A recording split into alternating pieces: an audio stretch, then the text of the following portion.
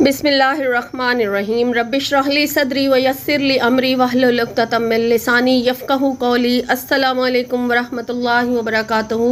Viewers, आज मैं आपके साथ जो वजीफ़ा शेयर करने जा रही हूँ, ये इसको एमरजेंसी वजीफ़े का नाम दिया गया है। यानी आपको कोई ऐसी हाजत है जो आपकी पूरी नहीं हो रही और आप चाहते हैं कि फ़ौरी असर करने वाला एक ऐसा अमल दिया जाए जो आपकी हाजत को उसी टाइम पूरा कर दे। तो आज का जो वजीफ़ा आपसे शेयर किया जा रहा है, ये ऐसा ही एक मुजारिब और फ़ौरन असर करने वाला वजीफ़ा है। और नफल नमाज का इसमें मैं आपसे एक तरीका शेयर करूंगी कि किस तरह से आपने नफल नमाज अदा करनी है और उसके बाद जो ख़ास तस्बीह जो है वो आपने पढ़नी है।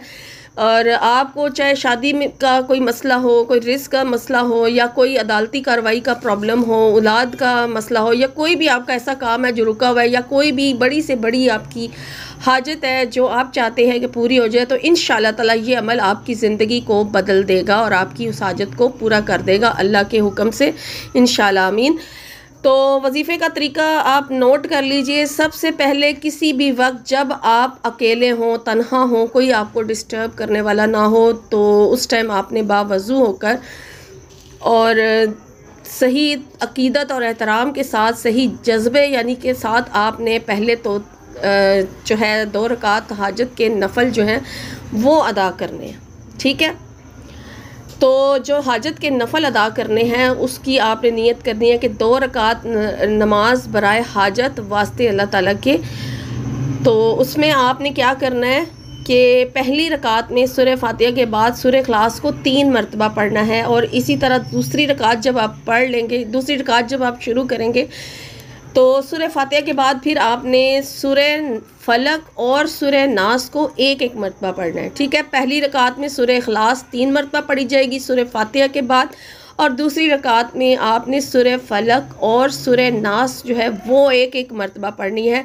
और फिर जब आप नमाज सलाम फेर लें तो फिर उसी जगह आपने बैठ कर ये अमल जो आपको मैं दे रही हूँ, यानी जो तस्बीह मैं आपको बता रही हूँ, शेयर कर रही हूँ, ये आपने पढ़नी है।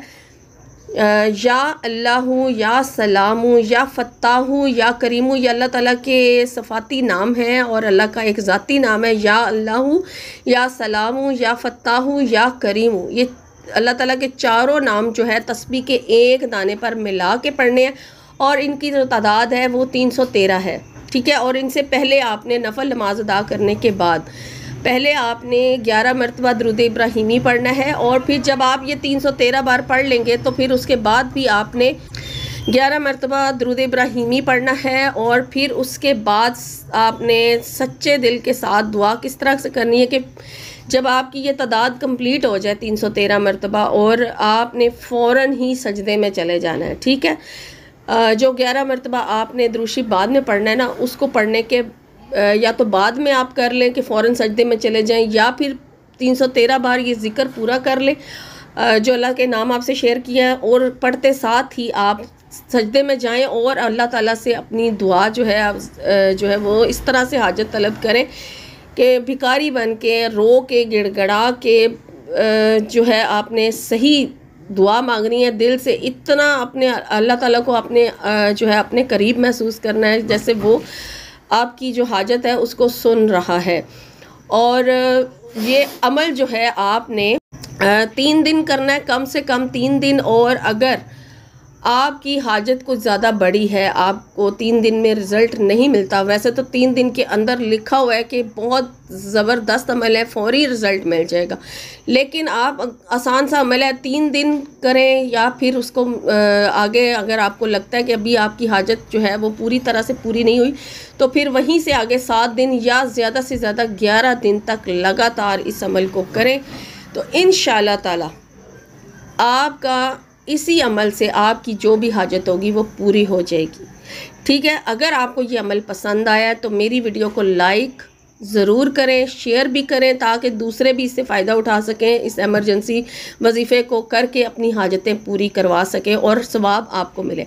और मेरे इस चैनल को सब्सक्राइब करना ना भूलें और मज़ीद ताकि आपको मेरे चैनल से जुड़े रहें और आपको इसी तरह से मैं जो है आपकी हाजत के मुताबिक वज़ाइफ जो है आपसे शेयर करती रहूँ। वमा अलैना इल्लल बलागुल मुबीन।